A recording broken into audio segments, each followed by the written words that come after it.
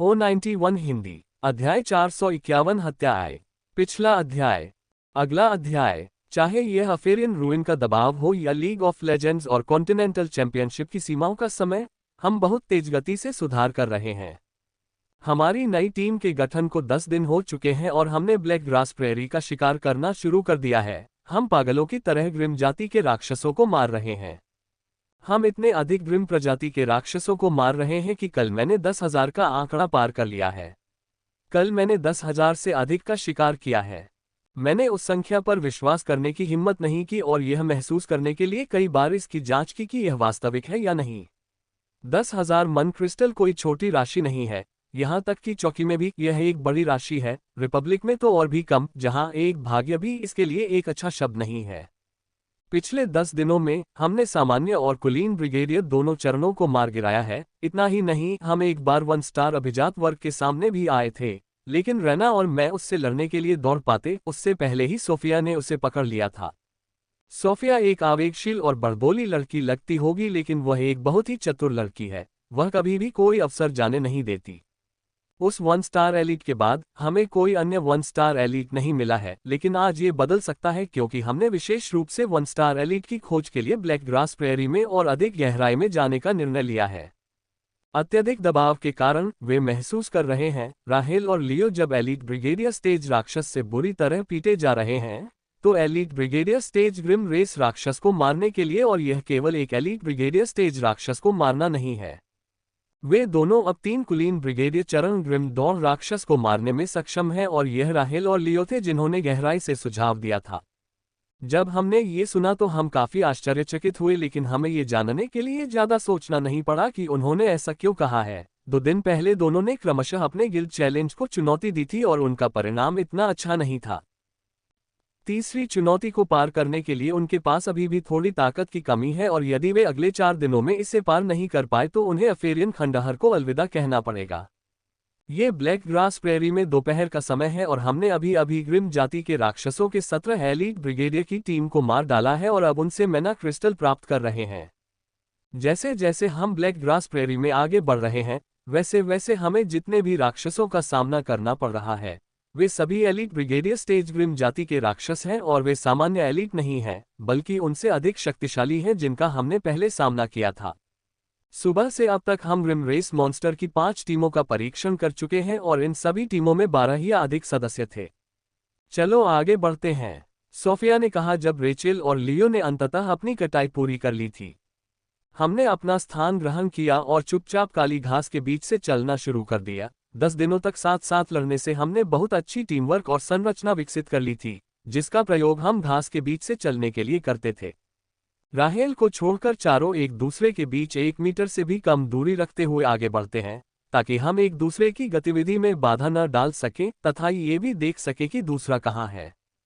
और हमेशा की तरह रेचेल हमारे पीछे आती है क्योंकि वह एक तीरंदाज है। ये प्रशिक्षण हमने अनेक परीक्षणों और त्रुटियों के माध्यम से सीखा है।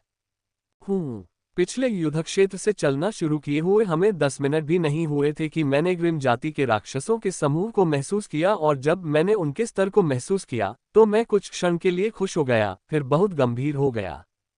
मैं जो महसूस कर रहा हूं वह 15 ग्रिम जाति के राक्षस हैं, जिनमें से 10 एलीट ब्रिगेडियर चरण के हैं और 5 1 स्टार एलीट हैं। लेकिन जिस बात ने मुझे गंभीर बना दिया वह 2 1 स्टार एलीट हैं। वे बाकी 3 1 स्टार एलीट की तुलना में काफी शक्तिशाली युद्ध शक्ति उत्सर्जित कर रहे हैं। रेना ने कहा 10 से 20 ग्रिम जाति के राक्षस हैं, वे सभी एलीट ब्रिगेडियर स्तर के राक्षस होने चाहिए, लेकिन ये भी संभावना है कि उनमें से एक 1 स्टार एलीट भी हो सकता है।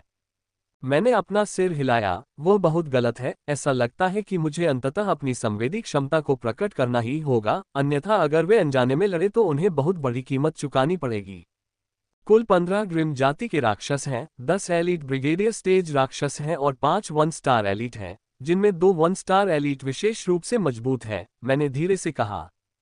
जैसे ही मैंने ये कहा, उन तीनों के मुंह खुले रह गए, मानो उन्हें मेरी बात पर विश्वास ही नहीं हो रहा हो।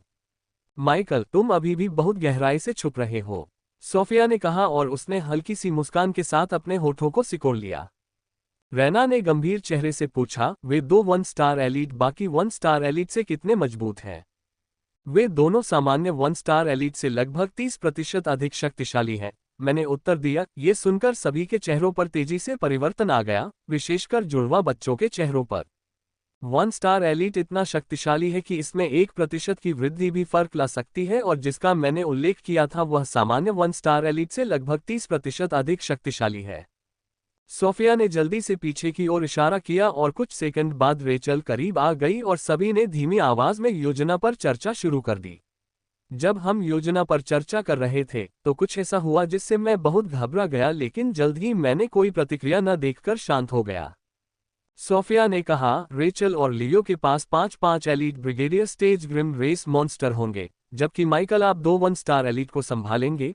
उनमें से एक अधिक शक्तिशाली होगा, जबकि मेरी बहन और मैं 3 1 स्टार एलीट को संभालेंगे, जिसमें दूसरा मजबूत होगा। क्या किसी को युद्ध योजना से कोई समस्या है? सोफिया ने पूछा और हम सभी ने सिर हिलाकर नहीं कहा। अब हम उन पर चुपके से हमला करते हैं, फिर हमें सूचित करते हैं। सोफिया ने कहा कि जब वह मेरे चेहरे पर एक अजीब सी मुस्कान देख रही थी तो वह आगे बढ़ने वाली थी। क्या है, माइकल? सोफिया ने अधीरता से पूछा। उन्होंने पहले ही हमें देख लिया है और हमें घेर भी लिया है, मैंने सूखी मुस्कान के साथ कहा।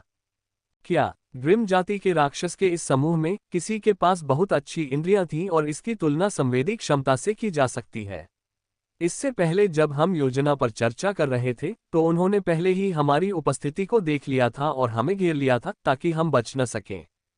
यदि उन्होंने हमें पहले ही घेर लिया है तो छिपने का कोई फायदा नहीं है, सोफिया ने खड़े होते हुए कहा, और उसके साथ हम सब खड़े हो गए और जैसा कि मैंने महसूस किया था कि 15 चांदी के दांत वाले लकड़बग्घे हमें पहले ही घेर चुके थे। लगता है चूहे अंततः बाहर आ गए हैं, सबसे लंबे सिल्वरटूथ लकड़बग्घे ने कहा। हम ग्रिम जाति के राक्षस पर हमला करने ही वाले थे, उसके तानों पर ध्यान नहीं दे रहे थे, तभी हमने ग्रिम जाति के राक्षस के हाथों में कुछ ऐसा देखा जिसे देखकर हम वहीं रुक गए और हमारा खून खौलने लगा। कुछ लकड़बग्घों के हाथों में मानव के कच्चे अंग हैं और वे हमारी रक्तपिपासु निगाहों की परवाह किए बिना उसे मजे से खा रहे हैं। किसी को भी जीवित मत छोड़ना, मैंने दांत पीसते हुए कहा और इतनी क्रूरता से हमला किया कि मेरे अंदर हत्या की मंशा पहले कभी इतनी भयावह नहीं हुई थी। हत्या की मंशा से जल रहा हूं, मैंने अपने जीवन में पहले कभी किसी के लिए ऐसी हत्या की मंशा महसूस नहीं की। इस ग्रिम युद्ध क्षेत्र में मैंने कई बार मनुष्यों की हड्डियां बिखरी हुई देखी हैं और यहां तक कि अन्य मनुष्यों को लुभाने के लिए मानव अंगों को भी चारा के रूप में देखा है, लेकिन मैंने कभी भी ग्रिम रेस के राक्षस को मेरे सामने मानव अंगों को सक्रिय रूप से खाते हुए नहीं देखा। ग्रिम जाति के राक्षसों के इस समूह में 5 1 स्टार एलिट हैं और उनमें से 2 अन्य 3 की तुलना में अधिक शक्तिशाली हैं, और वर्तमान में मैं 2 1 स्टार एलिट में से सबसे मजबूत में से एक की ओर दौड़ रहा हूं। वह वही है जो अभी अभी अपने मुंह में मानव मांस भरकर बोला था। जैसे ही मैं उसकी ओर दौड़ा, अग्नि कवच ने मेरे हाथों और पैरों को ढक लिया था और उन पर भंवर दिखाई देने लगे थे। जब तक मैं ग्रिम जाति के राक्षस तक पहुंचूंगा तब तक कवच केंद्रित हो जाएगा। आग का हमला। मैंने एक कमजोर 1 स्टार एलीट पर फायर स्ट्राइक लॉन्च किया क्योंकि मैं मजबूत की ओर बढ़ रहा था। फायर स्ट्राइक किसी भी brigadier stage grim race monster के खिलाफ लगभग बेकार है, चाहे वह सामान्य हो या 1 स्टार एलीट। मैंने ऐसा इसलिए किया क्योंकि मैं अन्य ग्रिम रेस राक्षसों को भी अपनी ओर आकर्षित करना चाहता था, ताकि वे राहेल और लियो पर हमला न कर सके, क्योंकि वे दोनों अभी तक 1 स्टार एलीट को हराने के लिए पर्याप्त शक्तिशाली नहीं हैं। मेरे उकसावे के रूप में किए गए हमले से कमजोर 1 स्टार ग्रिम जाति का राक्षस निश्चित रूप से मुझ पर हमला करने के लिए आएगा। ग्रिम जाति के राक्षस में बहुत अहंकार था और वे हम मनुष्यों को भोजन के अलावा कुछ नहीं समझते थे, इसलिए जब भी भोजन अपने आप हमला करता था तो वे पागल कुत्ते की तरह उस पर हमला करने के लिए क्रोधित हो जाते थे। मरो राक्षस। अंततः मैं ग्रिम जाति के राक्षस के करीब पहुंच गया और पूरी ताकत से उस पर हमला कर दिया। कुछ भी रोके बिना मैंने उससे मरने के लिए जोर से चिल्लाया, जो मैं शायद ही कभी करता हूं, लेकिन अब मैं इतना क्रोधित था कि मैं जितना हो सके उतनी जोर से चिल्लाना चाहता था। मेरी तलवार को अपनी ओर आते देख राक्षस ने अपनी हल्की तलवार से जवाब दिया, जबकि उसके दूसरे हाथ में अभी भी मानव जान थी जिसे वह खा रहा था।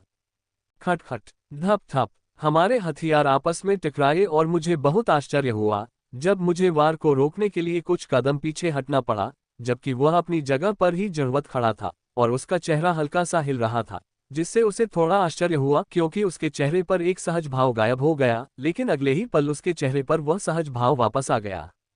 ये स्ट्रॉन्ग 1 स्टार एलीट वास्तव में बहुत मजबूत है, इसका केवल सहज बचाव ही मुझे कुछ कदम पीछे हटने के लिए पर्याप्त था। यह अच्छी बात थी कि मैंने शुरू से ही अपनी पूरी ताकत का इस्तेमाल किया था। जैसे ही उसने मेरे हमलों से बचाव करना समाप्त किया, उसने धीरे से मानव जान पर काटना शुरू कर दिया, जिससे मेरे अंदर हत्या की मंशा और भी बढ़ गई। मैं उसे एक और काटने से रोकना चाहता था, लेकिन मैं ऐसा नहीं कर सका, क्योंकि मुझे उस हमले से बचाव करना था जो कमजोर 1 स्टार एलीट से आ रहा था, जिसे मैंने 1 सेकंड पहले आकर्षित किया था। खटखट। मैंने एक कदम भी पीछे हटे बिना हमले का बचाव किया, जिससे स्ट्रॉन्ग 1 स्टार एलीट को झटका लगा और उसने एक कदम पीछे हट लिया। सावधान जोआ, ये थोड़ा मजबूत है। दूसरे स्टार एलीट ने अपने मुंह में मानव मांस का एक टुकड़ा लेकर मुझ पर हमला करते हुए कहा।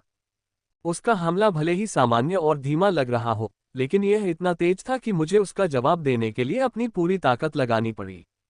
freewebnovel.com।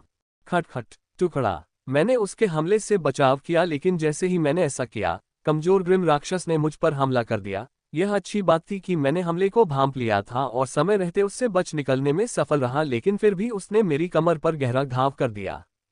लेकिन जैसे ही मैंने बिना किसी चोट के हमले को चकमा दिया, मैंने पाया कि दूसरा हमला बहुत तेजी से मेरी ओर आ रहा है, जिस पर मैंने सहज प्रतिक्रिया व्यक्त की और अपनी तलवार से उसका बचाव किया। 1 मिनट ऐसे ही बीत गया था, लेकिन इस मिनट में मुझे 5 छोटी छोटी चोटें लग गई थीं।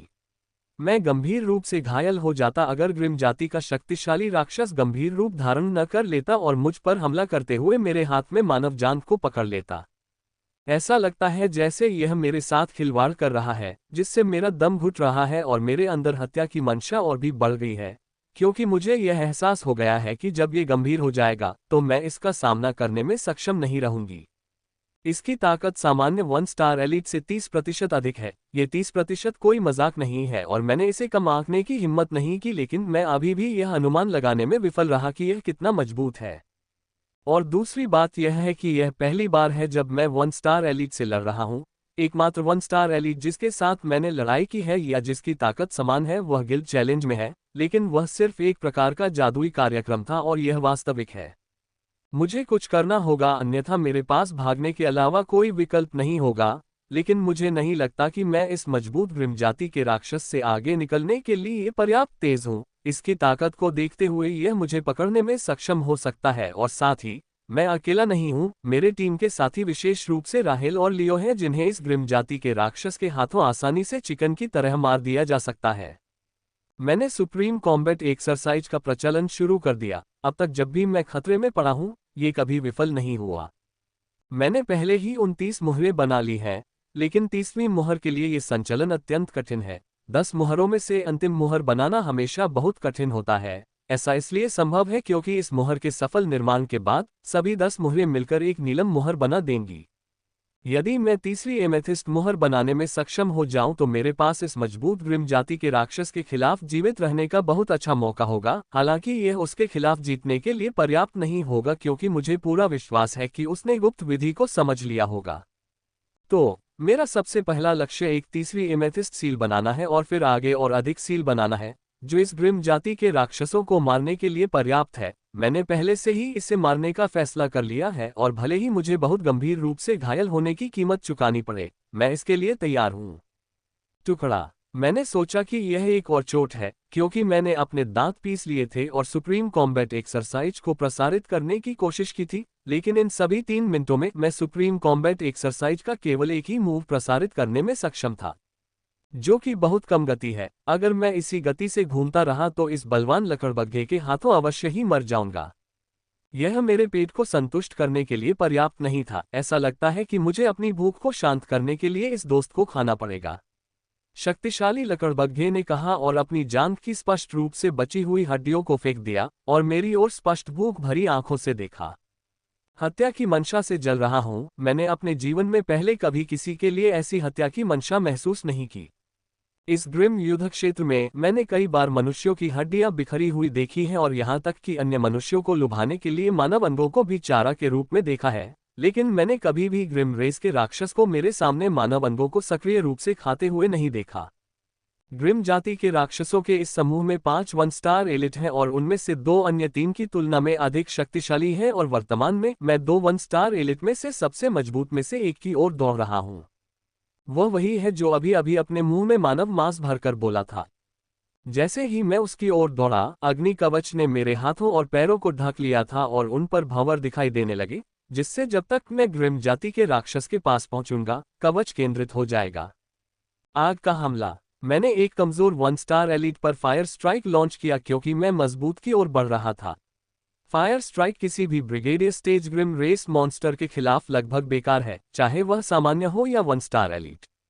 मैंने ऐसा इसलिए किया क्योंकि मैं अन्य ग्रिम रेस राक्षसों को भी अपनी ओर आकर्षित करना चाहता था, ताकि वे राहेल और लियो पर हमला न कर सकें, क्योंकि वे दोनों अभी तक 1 स्टार एलीट को हराने के लिए पर्याप्त शक्तिशाली नहीं हैं। मेरे उकसावे के रूप में किए गए हमले से कमजोर 1 स्टार ग्रिम जाति का राक्षस निश्चित रूप से मुझ पर हमला करने के लिए आएगा। ग्रिम जाति के राक्षस में बहुत अहंकार था और वे हम मनुष्यों को भोजन के अलावा कुछ नहीं समझते थे, इसलिए जब भी भोजन अपने आप हमला करता था तो वे पागल कुत्ते की तरह उस पर हमला करने के लिए क्रोधित हो जाते थे। मरो राक्षस। अंततः मैं ग्रिम जाति के राक्षस के करीब पहुंच गया और पूरी ताकत से उस पर हमला कर दिया। कुछ भी रोके बिना मैंने उससे मरने के लिए जोर से चिल्लाया, जो मैं शायद ही कभी करता हूं, लेकिन अब मैं इतना क्रोधित था कि मैं जितना हो सके उतनी जोर से चिल्लाना चाहता था। मेरी तलवार को अपनी ओर आते देख राक्षस ने अपनी हल्की तलवार से जवाब दिया, जबकि उसके दूसरे हाथ में अभी भी मानव जान थी जिसे वह खा रहा था। खट खट, धप धप, हमारे हथियार आपस में टकराए और मुझे बहुत आश्चर्य हुआ जब मुझे वार को रोकने के लिए कुछ कदम पीछे हटना पड़ा, जबकि वह अपनी जगह पर ही जड़वत खड़ा था और उसका चेहरा हल्का सा हिल रहा था, जिससे उसे थोड़ा आश्चर्य हुआ क्योंकि उसके चेहरे पर एक सहज भाव गायब हो गया, लेकिन अगले ही पल उसके चेहरे पर वह सहज भाव वापस आ गया। ये स्ट्रॉन्ग 1 स्टार एलीट वास्तव में बहुत मजबूत है, बस इसका आकस्मिक बचाव ही था। मुझे 1-2 कदम पीछे हटने के लिए काफी था। यह अच्छी बात थी कि मैंने शुरू से ही अपनी पूरी ताकत लगा दी थी। जैसे ही उसने मेरे हमलों से बचाव करना समाप्त किया, उसने धीरे से मानव जान पर काटना शुरू कर दिया, जिससे मेरे अंदर हत्या की मंशा और भी बढ़ गई। मैं उसे एक और काटने से रोकना चाहता था, लेकिन मैं ऐसा नहीं कर सका क्योंकि मुझे उस हमले से बचाव करना था जो कमजोर 1 स्टार एलीट से आ रहा था, जिसे मैंने 1 सेकंड पहले आकर्षित किया था। खट खट, मैंने एक कदम भी पीछे हटे बिना हमले का बचाव किया, जिससे स्ट्रॉन्ग 1 स्टार एलीट को झटका लगा और उसने एक कदम पीछे हट लिया। सावधान जोआ, ये थोड़ा मजबूत है। दूसरे 1 स्टार एलीट ने अपने मुंह में मानव मांस का एक टुकड़ा लेकर मुझ पर हमला करते हुए कहा। उसका हमला भले ही सामान्य और धीमा लग रहा हो, लेकिन यह इतना तेज था कि मुझे उसका जवाब देने के लिए अपनी पूरी ताकत लगानी पड़ी। खट खट, टुकड़ा। मैंने उसके हमले से बचाव किया, लेकिन जैसे ही मैंने ऐसा किया, कमजोर ग्रिम राक्षस ने मुझ पर हमला कर दिया। यह अच्छी बात थी कि मैंने हमले को भांप लिया था और समय रहते उससे बच निकलने में सफल रहा, लेकिन फिर भी उसने मेरी कमर पर गहरा घाव कर दिया। लेकिन जैसे ही मैंने बिना किसी चोट के हमले को चकमा दिया, मैंने पाया कि दूसरा हमला बहुत तेजी से मेरी ओर आ रहा है, जिस पर मैंने सहज प्रतिक्रिया व्यक्त की और अपनी तलवार से उसका बचाव किया। 1 मिनट ऐसे ही बीत गया था, लेकिन इस मिनट में मुझे 5 छोटी छोटी चोटें लग गई थीं।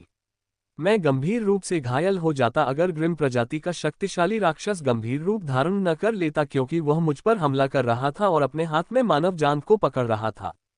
ऐसा लगता है जैसे यह मेरे साथ खिलवाड़ कर रहा है, जिससे मेरा दम घुट रहा है और मेरे अंदर हत्या की मंशा और भी बढ़ गई है, क्योंकि मुझे यह एहसास हो गया है कि जब ये गंभीर हो जाएगा तो मैं इसका सामना करने में सक्षम नहीं रहूंगी। इसकी ताकत सामान्य 1 स्टार एलीट से 30% अधिक है। ये 30% कोई मजाक नहीं है और मैंने इसे कम आंकने की हिम्मत नहीं की, लेकिन मैं अभी भी यह अनुमान लगाने में विफल रहा कि यह कितना मजबूत है। और दूसरी बात यह है कि यह पहली बार है जब मैं 1 स्टार एलीट से लड़ रहा हूं।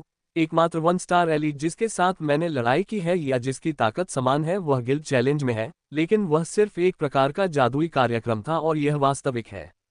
मुझे कुछ करना होगा, अन्यथा मेरे पास भागने के अलावा कोई विकल्प नहीं होगा, लेकिन मुझे नहीं लगता कि मैं इस मजबूत ग्रिम जाति के राक्षस से आगे निकलने के लिए पर्याप्त तेज हूँ। इसकी ताकत को देखते हुए यह मुझे पकड़ने में सक्षम हो सकता है, और साथ ही मैं अकेला नहीं हूँ। मेरे टीम के साथी विशेष रूप से राहेल और लियो हैं, जिन्हें इस ग्रिम जाति के राक्षस के हाथों आसानी से चिकन की तरह मार दिया जा सकता है। मैंने सुप्रीम कॉम्बैट एक्सरसाइज का प्रचलन शुरू कर दिया। अब तक जब भी मैं खतरे में पड़ा हूं, ये कभी विफल नहीं हुआ। मैंने पहले ही 29 मुहरें बना ली हैं, लेकिन 30वीं मुहर के लिए ये संचलन अत्यंत कठिन है। 10 मुहरों में से अंतिम मुहर बनाना हमेशा बहुत कठिन होता है, ऐसा इसलिए संभव है क्योंकि इस मुहर के सफल निर्माण के बाद सभी 10 मुहरें मिलकर एक नीलम मुहर बना देंगी। यदि मैं तीसरी एमेथिस्ट मुहर बनाने में सक्षम हो जाऊं तो मेरे पास इस मजबूत ग्रिम जाति के राक्षस के खिलाफ जीवित रहने का बहुत अच्छा मौका होगा। हालांकि यह उसके खिलाफ जीतने के लिए पर्याप्त नहीं होगा क्योंकि मुझे पूरा विश्वास है कि उसने गुप्त विधि को समझ लिया होगा। तो मेरा सबसे पहला लक्ष्य एक तीसरी एमेथिस्ट सील बनाना है और फिर आगे और अधिक सील बनाना है जो इस ग्रिम जाति के राक्षसों को मारने के लिए पर्याप्त है। मैंने पहले से ही इसे मारने का फैसला कर लिया है और भले ही मुझे बहुत गंभीर रूप से घायल होने की कीमत चुकानी पड़े, मैं इसके लिए तैयार हूं। टुकड़ा। मैंने सोचा कि यह एक और चोट है क्योंकि मैंने अपने दांत पीस लिए थे और सुप्रीम कॉम्बैट एक्सरसाइज को प्रसारित करने की कोशिश की थी, लेकिन इन सभी 3 मिनटों में मैं सुप्रीम कॉम्बैट एक्सरसाइज का केवल एक ही मूव प्रसारित करने में सक्षम था, जो कि बहुत कम गति है। अगर मैं इसी गति से घूमता रहा तो इस बलवान लकड़बग्घे के हाथों अवश्य ही मर जाऊंगा। यह मेरे पेट को संतुष्ट करने के लिए पर्याप्त नहीं था। ऐसा लगता है कि मुझे अपनी भूख को शांत करने के लिए इस दोस्त को खाना पड़ेगा, शक्तिशाली लकड़बग्घे ने कहा और अपनी जांघ की स्पष्ट रूप से बची हुई हड्डियों को फेंक दिया और मेरी ओर स्पष्ट भूख भरी आंखों से देखा। इस पूरी तरह निराशाजनक स्थिति में एक आशा है और वह है सुप्रीम कॉम्बैट एक्सरसाइज। मैंने पहले ही सुप्रीम कॉम्बैट एक्सरसाइज के 14वें चरण तक परिक्रमा कर ली है और यदि मैं 10 और चरण तक परिक्रमा करने में सक्षम हो गया तो मैं तीसरी मुहर बनाने में सक्षम हो जाऊंगा जो तीसरी एमेथिस्ट मुहर में बदल जाएगी, जो मुझे इसके खिलाफ सीधे लड़ने के लिए पर्याप्त देगा और इससे बुरी तरह से पराजित नहीं होगा। लेकिन ये सब मेरे परिसंचरण पर निर्भर करेगा। मैं पहले से ही बहुत गंभीर संकट में हूं। अगर मैं अधिकतम 4 मिनट के भीतर तीसरी मुहर बनाने में सक्षम नहीं था तो यहां तक कि भगवान भी मुझे पाताल में जाने से नहीं रोक पाएंगे। बैंग बैंग बैंग, एक के बाद एक, हर सेकंड मुझ पर हमला होता रहा। इसके हमले इतने तेज हैं कि यह मुझे 1 सेकंड का भी समय नहीं दे रहा है। अगर मेरे पास 1 सेकंड का भी समय होता तो मैं इस औषधि की बोतल पी लेता और मेरे बचने की संभावना बढ़ जाती, लेकिन ये कमीना जो मुझ पर हमला कर रहा है मुझे 1 सेकंड का भी समय नहीं दे रहा है। जीवित रहने की 9 मिनट की अवधि और भी कम हो गई थी और देखा कि मुझ में और भी तेजी से ऊर्जा का संचार होने लगा था, जिससे मेरे सिर की आधी से अधिक नसें पहले ही ऊपर उठ चुकी थीं और मेरी नाक, कान और आंखों से खून बहने लगा था। 15, 16, 17 तारीख को भी मेरे रक्त संचार की गति लकड़बग्घे के हमलों से धीमी है। एशलिन मुझे बाहर जाने के लिए बुला रही है लेकिन मैंने ऐसा नहीं किया। मेरे मन में यह आभास हो रहा है कि यह बाहर जाने का समय नहीं है। मैं दिन प्रतिदिन पीला होता जा रहा हूं, लेकिन मेरी ढाल मेरे हाथों से नहीं छूटी। मैंने कमजोर 1 स्टार एलीट को मारने के तुरंत बाद अपनी तलवार रख दी क्योंकि मुझे पता था कि मजबूत हाइनामेन के हमलों से बचाव के लिए मुझे पूरी तरह से अपनी रक्षा पर ध्यान केंद्रित करना होगा। जब मैं इसकी मार झेल रहा था और घायल हो रहा था तो अचानक मेरे दिमाग में एक विचार आया जो मेरे जीवित रहने के समय को 1 या 2 मिनट तक बढ़ाने में मदद करेगा। मेरी ढाल को ढकने वाली आग पिघलनी शुरू हो गई और अगली हरकत में ये ढाल पर दिखाई देने लगी। मैंने अपने पैरों से आग का आवरण हटा लिया था क्योंकि इसका कोई फायदा नहीं था क्योंकि हाइनमैन की गति मुझसे बहुत अधिक है। इसलिए अगर मैंने रॉकेट जंप का इस्तेमाल किया होता तो भी वह आसानी से पकड़ सकता था। इसलिए यह बेहतर होगा कि मैं अपनी ढाल को ढकने के लिए अपने पैरों पर लगी आग का इस्तेमाल करूं क्योंकि यह मुझे हर सेकंड घायल करने वाले किसी बल को रोकने में मदद करेगा। जल्द ही मेरी ढाल पूरी तरह से आग से ढक गई और ढाल पर छोटे छोटे भंवर दिखाई देने लगे, लेकिन जल्द ही मुझे एहसास हो गया कि मेरे विचार में घातक दोष था और वह था हमले की ताकत को सहन करना। भंवर आक्रमण के प्रत्यक्ष बल को झेल रहे हैं। जब भी आक्रमण मेरी ढाल पर पड़ता है तो एक मजबूत कंपन पैदा होता है और वह कंपन मेरे द्वारा बनाए गए भंवरों को तुरंत नष्ट कर देता है। मैं पराजित महसूस कर रहा था और ढाल से अपनी आग को वापस बुलाने तथा अपने हाथों को आग से ढकने के बारे में सोच रहा था। तभी मेरे मन में एक और विचार आया। यह विचार सरल है, ढाल का आकार सबसे बड़ा होने के कारण मैं छोटे के बजाय बड़े भंवर क्यों नहीं बनाता। छोटे भंवर बनाने के बजाय मैं बड़े भंवर बना सकता हूं जो अपने नाजुक छोटे समकक्षों की तुलना में अधिक मजबूत होंगे। यद्यपि यह आधी समस्या को ऊपर उठा देगा, लेकिन आधी समस्या को मुझे अपनी मानसिक शक्ति से हल करना होगा जो भंवरों को कसकर नियंत्रित कर रही है तथा ढाल के पार सभी भंवरों के बीच समान रूप से बल और कंपन को प्रसारित कर रही है। इससे न केवल भंवरों को ढहने से रोकने में मदद मिलेगी, बल्कि मुझे घायल करने वाले हमले के कम से कम 30% से 40% बल को खत्म करने में भी मदद मिलेगी। हालांकि यह विचार आसान लग सकता है, लेकिन यह अत्यंत कठिन है क्योंकि मुझे अपनी मानसिक शक्ति से सभी भंवरों को नियंत्रित करना होगा और भंवरों के बीच बल को समान रूप से विभाजित करना होगा। एक साधारण गलती मेरी चेतना को नुकसान पहुंचा सकती है, इसलिए मुझे बहुत सतर्क रहना होगा। इसके साथ ही मैंने तुरंत भंवर बनाना शुरू कर दिया, लेकिन जैसे ही मैंने उन्हें बनाया, वे नष्ट हो गए। ये कुछ समय तक चलता रहा। उसके बाद मुझे एक और समस्या का पता चला और वह ये कि मैं एक एक करके भंवर बना रहा था, लेकिन जैसे ही भंवर बनते वे नष्ट हो जाते। ऐसा ना हो, इसके लिए मुझे एक ही समय में सभी भंवरों का निर्माण करना होगा और उन्हें कुशलता से नियंत्रित करना होगा ताकि वे कंपन के बल से नष्ट न हो जाएं। बिना समय बर्बाद किए मैंने नई योजना पर काम करना शुरू कर दिया। मैंने ढाल पर 12 बड़े भंवर बनाने की योजना बनाई थी, लेकिन जैसे ही वे बने वे नष्ट हो गए। ऐसा इसलिए नहीं हुआ क्योंकि मेरी योजना विफल हो गई थी, बल्कि इसलिए हुआ क्योंकि मैं एक बार में 10 से ज्यादा भंवर नहीं बना सकता था और उन पर मेरा नियंत्रण भी नहीं था। मुझे बस थोड़ा और प्रयास करना है। अगर यह मेरे अपार्टमेंट की सुरक्षा के लिए होता तो मैं अपना समय आराम से लेता, लेकिन यहाँ मुझे कुछ ही मिनटों में सफल होना है। मैं भंवर बनाना जारी रखता हूं, लेकिन साथ ही अपनी सीमा पर सर्वोच्च युद्ध अभ्यास को भी प्रसारित करता हूं और शायद यही कारण है कि मैं सर्वोच्च युद्ध अभ्यास के 18वें कदम तक प्रसारित करने में सक्षम था और अब मुझे अपनी 30वीं मुहर बनाने से पहले केवल 4 और की आवश्यकता है। इस प्रकार मेरी 30वीं नीलम मुहर बन रही है जो मुझे मेरी 30वीं नीलम मुहर देगी। अंततः मैंने मन ही मन चिल्लाया कि मैं अंततः भंवर बनाने में सक्षम हो गया हूं और उन्हें मुश्किल से ही टकराने से रोक पाया हूं। लेकिन यह मेरे लिए बहुत कष्टदायक है क्योंकि सभी भंवर मेरी मानसिक शक्ति से जुड़े हुए हैं। मुझे ऐसा लगता है जैसे हर बार जब हाइनामैन हमला करता है तो वॉरहैमर मेरे सिर पर टूट पड़ता है। अब मुझे बस उन भंवरों को घुमाना है ताकि वे ढाल पर आग को केंद्रित कर सके और मुझे अतिरिक्त कुछ मिनटों तक जीवित रहने की क्षमता दे सके। मैंने उन्हें घुमाना शुरू किया और मुझे ये देखकर बहुत आश्चर्य हुआ कि यह न केवल आग को तेजी से केंद्रित कर रहा है, बल्कि यह मेरी अपेक्षा से कहीं बेहतर तरीके से कुचलने वाला बल भी दे रहा है। मैंने उम्मीद की थी कि यह लगभग 30% से 40% तक कुचल देगा, लेकिन मुझे बहुत आश्चर्य हुआ कि इसके कुचलने वाले बल का आधा हिस्सा और घुमाव अभी भी अपनी सीमा तक नहीं पहुंचे थे। यदि मैं गलत नहीं हूं तो इससे मुझे कम से कम उस बल का 60% नष्ट करने में मदद मिलेगी जो उस हमले से उत्पन्न हुआ था, और इसका मतलब है कि मैं 5 मिनट से अधिक जीवित रह सकता हूं। समय बीतता गया और 2 मिनट बाद मैं सर्वोच्च युद्ध अभ्यास की 30वीं मुहर की 24वीं चाल तक पहुंच गया और अंतिम बाधा को तोड़ने के लिए बल का निर्माण शुरू कर दिया। सब कुछ ठीक चल रहा था कि अचानक लकड़बग्घा अपनी राह पर रुक गया और मेरी ओर गौर से देखने लगा। तुम बहुत ही कॉकरोच हो, लेकिन ये भी अच्छा है। तुमने मेरे सबसे अच्छे दोस्त को मार डाला है। ग्रिम राक्षस ने बहुत धीमी आवाज में कहा, मैं पहले तुम्हें नहीं मारूंगा, लेकिन तुम्हें ये देखने दूंगा कि हम कैसे तुम्हारे दोस्तों को जिंदा खाते हैं। उसके बाद तुम्हें उन विशेष सॉस के साथ जिंदा खाते हैं जो हमारे देश से लाए गए हैं। उसकी धीमी आवाज सुनकर मेरे शरीर के सारे रोंगटे खड़े हो गए और मुझे पता चल गया कि अब तक मैंने जो कुछ भी झेला है, उसकी तुलना में मैं अभी जो कुछ भी झेलूंगी वह कुछ भी नहीं है। जैसे ही उसने बोलना समाप्त किया, वह मेरी ओर झपटा। इस बार उसकी गति पहले से 10 गुना अधिक थी। मैं इसे इतनी तेजी से आते देखकर पीला पड़ गया क्योंकि मुझे पता है कि इस हमले में मुझे कितना नुकसान होगा। अगर यह मेरे शरीर पर गिरा तो इसका एकमात्र परिणाम मेरी मृत्यु होगी, और भले ही मैं अपनी ढाल से इसका बचाव करने में सक्षम हो जाऊं, लेकिन मेरा परिणाम बुरा होगा। वह बल जो मुझ तक आक्रमण करेगा मेरे शरीर के प्रत्येक भाग को फाड़ देगा, जिससे मैं सीधे बेहोश हो जाऊंगा, ठीक वैसे ही जैसे वायलेट एप ने किया था जब मैंने उस पर अपने शक्ति विस्फोट से हमला किया था।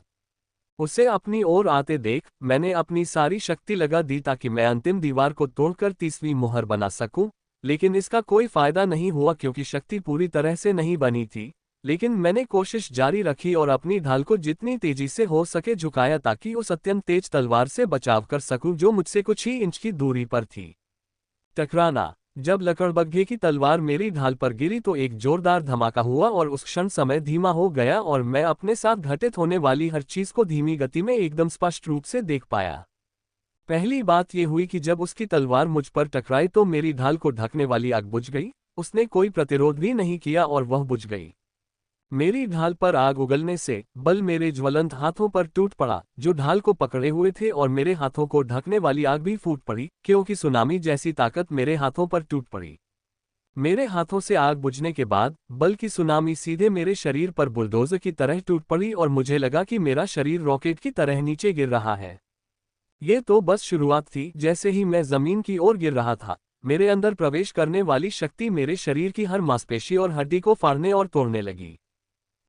यदि विश्व प्रशिक्षण से मुझे दर्द के प्रति अत्यधिक सहनशीलता विकसित न हुई होती, तो मैं दर्द का अनुभव करने के बाद निश्चित रूप से बेहोश हो जाता, और जब मैं अमानवीय दर्द का अनुभव कर रहा था, तो मैं सर्वोच्च युद्ध अभ्यास की 30वीं मुहर बनाने के लिए दीवार को तोड़ने की कोशिश भी कर रहा था, लेकिन इसका कोई फायदा नहीं हुआ।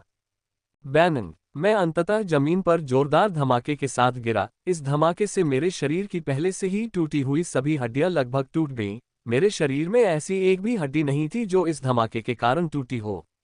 मैं देख सकता था कि मेरे शरीर के हर हिस्से से खून निकल रहा है। कोई भी जगह ऐसी नहीं है जो घायल हो और वहां से खून न निकल रहा हो।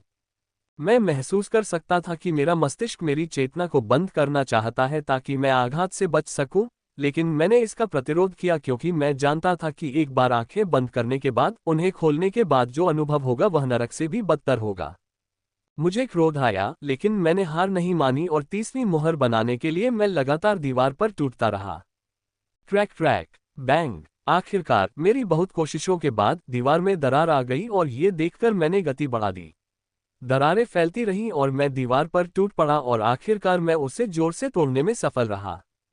ऐसा लग सकता है कि जब से लकड़बग्घे ने मुझ पर हमला किया है, तब से 1 मिनट बीत चुका होगा, लेकिन मुश्किल से 3 सेकंड ही बीते थे कि मैं अपनी धुंधली, खून से सनी आंखों से अभी भी ग्रिम प्रजाति के राक्षस को हवा में खड़ा देख सकता था। 30वीं सील का निर्माण मेरे मंदिर में शुरू हुआ और मैंने इसे मैना प्रदान करना शुरू कर दिया।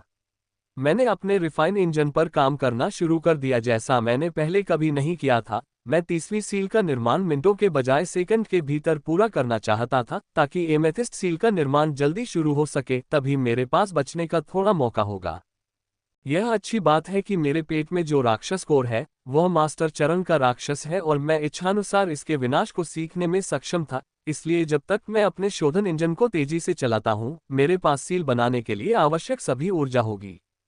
मैंने अपनी सारी ऊर्जा का उपयोग करते हुए अपने शोधन इंजन को चलाना शुरू कर दिया। मैंने अपनी आंखें भी बंद कर ली और हवा में ग्रिम जाति के राक्षस को देखना भी बंद कर दिया ताकि मैं अपनी सारी शोधन ऊर्जा दे सकूं जिसकी मुझे सील के निर्माण के लिए आवश्यकता होगी। मेरे प्रयास सफल होते दिख रहे थे क्योंकि मैंने अपनी सारी ऊर्जा का भरपूर उपयोग करना शुरू कर दिया था और प्रत्येक सेकंड के साथ पूर्ण होता जा रहा था। कुछ सेकंड बीत गए और भगवान जाने कितने कष्टदायी सेकंड के बाद 30वीं सील आखिरकार बन गई। इसके निर्माण के पूरा होने के एक पल बाद इसने चमक छोड़नी शुरू कर दी क्योंकि मेरे पूरे शरीर में ताजगी भरी ऊर्जा फैलने लगी। यदि यह सामान्य चोटें होती तो ये ठीक हो जाती, लेकिन मुझे इतनी गंभीर चोटें आईं कि शरीर की लगभग सभी हड्डियां टूट गईं और टुकड़े टुकड़े हो गए तथा मेरे शरीर के हर कोने से खून बह रहा है। ऊर्जा की यह बूंद पर्याप्त नहीं होगी। ये छोटी सी ऊर्जा मेरे शरीर की चोटों का 1% भी ठीक नहीं कर पाएगी। पूरी तरह से ठीक होने के लिए मुझे एमेथिस्ट सील द्वारा जारी की गई ऊर्जा की आवश्यकता होगी। केवल इससे जारी ऊर्जा ही मुझे बेहतर बना सकती है। धप, जैसे ही 30वीं मुहर मेरे शरीर को ठीक कर रही थी, मैंने अपने बहुत करीब से एक धमाके की आवाज सुनी। तभी मैंने देखा कि ग्रिम जाति का राक्षस मेरे बगल में उतरा था। अच्छा हुआ कि तुम मरे नहीं, अन्यथा अपने दोस्तों से बदला लेने में मजा नहीं आता, उसने कहा और अपने भंडार से मेरी गर्दन में बंधी रस्सियां निकाली, फिर आराम से मुख्य युद्ध क्षेत्र की ओर चल दिया। मुझे अपमानित महसूस हुआ क्योंकि मेरी गर्दन पर रस्सी बांधकर मुझे युद्ध के मैदान की ओर खींचा जा रहा था। इस तरह का व्यवहार केवल उन लोगों के साथ किया जा सकता है जिन्हें इतना नीच समझा जाता है कि आप उन्हें चलने का अधिकार भी देने से इनकार कर देते हैं। मैंने अपने जीवन में पहले कभी ऐसा अपमान नहीं झेला और न ही कभी दूसरों को ऐसा अपमान दिया।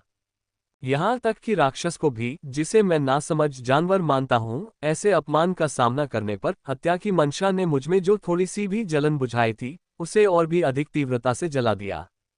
लेकिन मैंने कोई मूर्खतापूर्ण काम नहीं किया। मैं सील की प्रगति पर नजर रखते हुए चुप रहा। अंततः 30वीं मुहर ने ऊर्जा जारी करना बंद कर दिया और 10 छोटी मुहरों की ओर बढ़ गई।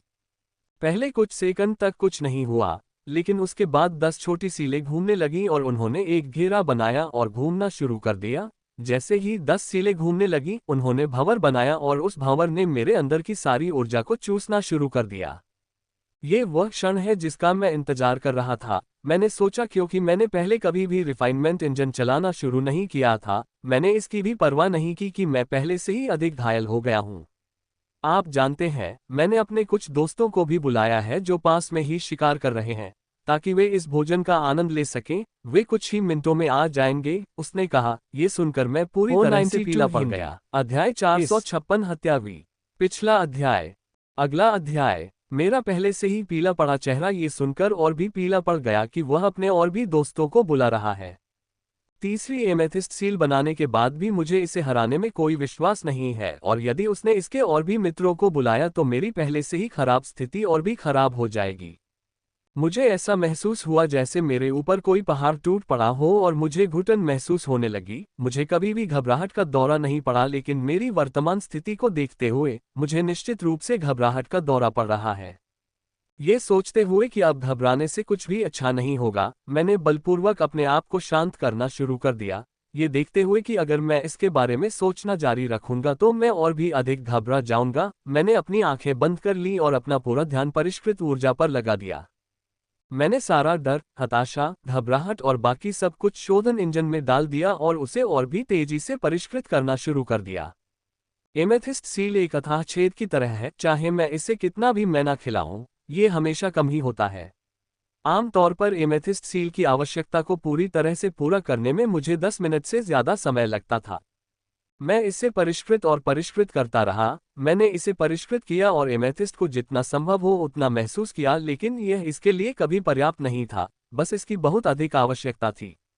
ये समझने योग्य है कि इसे सामान्य मुहर की तुलना में सैकड़ों गुना अधिक मन की आवश्यकता क्यों होती है। मुहरें न केवल व्यक्ति के शरीर को मजबूत बनाती हैं, बल्कि वे आत्मिक ऊर्जा भी प्रदान करती हैं, जिससे आत्मा मजबूत बनती है। जब यह बनेगा तो न केवल यह मेरी सभी चोटों को ठीक करेगा, बल्कि यह मुझे शारीरिक और मानसिक रूप से भी काफी हद तक मजबूत करेगा। मुझे ये कहना होगा कि आप मनुष्य बहुत ही स्वादिष्ट हैं। दिग्गज, ट्रोल और अन्य जातियों की तुलना आपसे नहीं की जा सकती। केवल एक चीज जिसका स्वाद आपको मनुष्यों से बेहतर लगता है, वह है एल्विस, हाइनामेन ने कहा। ये सुनकर मेरी आंखें खुल गईं। दिग्गज, कल्पित बौने, क्या ये किंवदंतियों और मिथकों की प्रजातियां नहीं हैं? मैंने कभी नहीं सोचा था कि वे वास्तविकता में मौजूद हो सकते हैं। ये दुख की बात है कि हमारे प्रांत के स्वामी रक्त क्षेत्र के उन कमीनों की तरह कोई भी अलौकिक दुनिया नहीं खोज पाए। यह अफसोस के साथ कहा गया था, जबकि मैं ये सुनकर और भी अधिक हैरान हो गया था। यद्यपि मैं इसमें कही गई बातों का केवल आधा ही समझ पाया, फिर भी यह मेरे लिए यह समझने के लिए पर्याप्त है कि इसमें क्या कहा गया है। खैर, हम अभी भी भाग्यशाली हैं कि हम लीफ क्षेत्र के उन दुष्टों से बेहतर हैं जो गंदे ट्रोल के साथ फंस गए हैं। आप मनुष्यों के नाजुक और जायकेदार स्वाद की तुलना में उन गंदे ट्रोल का स्वाद पूरी तरह से सड़ा हुआ है। ये कहते हुए उसने मुझे लापरवाही से घसीटा। यह अच्छी बात है कि हम जहां लड़ रहे थे वहां से काफी दूर चले गए हैं। अब इस गति से युद्ध के मैदान में वापस जाने में कम से कम आधा घंटा लगेगा, जो मेरे लिए अच्छी बात है। जिस गति से मैं सील को मैना खिला रहा हूं, उसे भरने में मुझे 2-3 मिनट और लगेंगे। मैंने फिर से अपनी आंखें बंद कर ली और उसकी बकबक पर ध्यान नहीं दिया। मैंने अपना सारा ध्यान बरसक ऊर्जा को परिष्कृत करने पर केंद्रित कर दिया ताकि मैं उसे एमेथिस्ट सील तक पहुंचा सकूं। 1 या 2 सेकंड बीत गए और वे मिनट बन गए। 1 मिनट 2 हो गया और 2 3 हो गए और 3 मिनट के बाद घूमती हुई सीलों ने मन लेना बंद कर दिया और विलय होना शुरू हो गया। फ्यूजिंग प्रक्रिया में 10 सेकंड से अधिक समय नहीं लगा, लेकिन मुझे ये बहुत लंबा लगा। लेकिन अंततः ये पूरी तरह से हो गया और तीसरी एमेथिस्ट सील अपने पूर्ण वैभव में प्रकट हुई। एमेथिस्ट मुहर अन्य 2 मुहरों की ओर उड़ी और चमकने लगी। जैसे ही उसने ऐसा किया, उसमें से एमेथिस्ट का धुआं निकलने लगा। एमेथिस्ट स्मोक बहुत ठंडा है, लेकिन इसकी ताकत अतुलनीय है, क्योंकि मेरे शरीर का जो भी हिस्सा इससे होकर गुजरा वह ठीक हो गया। मैंने देखा कि मेरी हड्डियां फिर से जुड़ने लगी और त्वचा ठीक होने लगी और वे पहले से ज्यादा मजबूत हो गईं। मैंने धीरे से अपनी आंखें खोली और देखा कि राक्षस मुझे सामान्य गति से खींच रहा है और मुझे कोई असामान्यता महसूस नहीं हुई। ये देखकर मैंने राहत की सांस ली और सर्वोच्च युद्ध अभ्यास पर भी आश्चर्यचकित हुआ। सुप्रीम कॉम्बैट एक्सरसाइज सबसे गुप्त विधि है जो मैंने कभी देखी है। यहाँ तक कि गुप्त विधि भी जब सक्रिय होती है तो अन्य लोग स्पष्ट रूप से उसे महसूस कर सकते हैं, लेकिन सुप्रीम कॉम्बैट एक्सरसाइज को नहीं।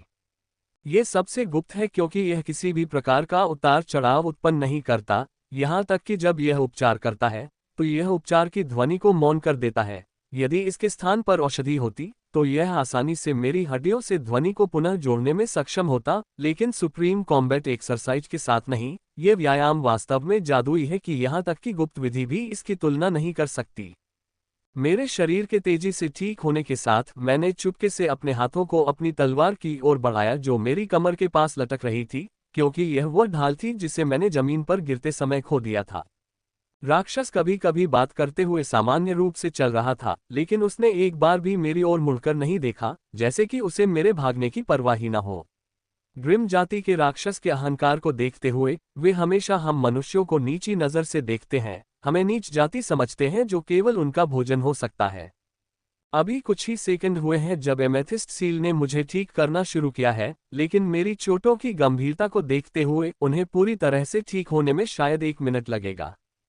कुछ सेकंड बीत गए और जल्द ही 1 पूरा मिनट बीत गया। मेरे शरीर की सभी चोटें पूरी तरह से ठीक हो गई थीं। इतना ही नहीं, एमेथिस्ट सील ने मेरी आत्मा और काया में काफी वृद्धि की थी। मैं अपने शरीर की हर कोशिका के माध्यम से शक्ति का अनुभव कर सकता था। ये देखते हुए कि अब समय आ गया है, मैंने अपने पैरों को फैलाया और अपने दूसरे हाथ का उपयोग करके पूरी ताकत से रस्सी को खींचा और मेरी योजना काम कर गई। अचानक हरकत से रस्सी राक्षस के हाथ से छूट गई और मैंने उस हरकत का उपयोग करके रस्सी को अपनी गर्दन से हटा दिया। यदि मैंने पहले रस्सी हटाने की कोशिश की होती तो वह सतर्क हो जाता। रस्सी एक कलाकृति है जो मेरी गर्दन से काफी कसकर बंधी हुई थी। जब तक मैं हरकत करता वह इसे नोटिस कर लेता और इसे और भी कसने के लिए अधिक शक्ति लगाता, जो मेरे लिए बहुत कठिन होता। इसलिए सबसे पहले मुझे उसके हाथों से रस्सी हटानी पड़ी ताकि अगर उसकी जगह कोई इंसान हो तो वह उसे नियंत्रित न कर सके। ये बहुत मुश्किल था। हम अति आत्मविश्वासी हो सकते हैं, लेकिन फिर भी हम दुश्मन के प्रति थोड़ा सतर्क रहते हैं, लेकिन ग्रिम जाति के राक्षसों के प्रति नहीं।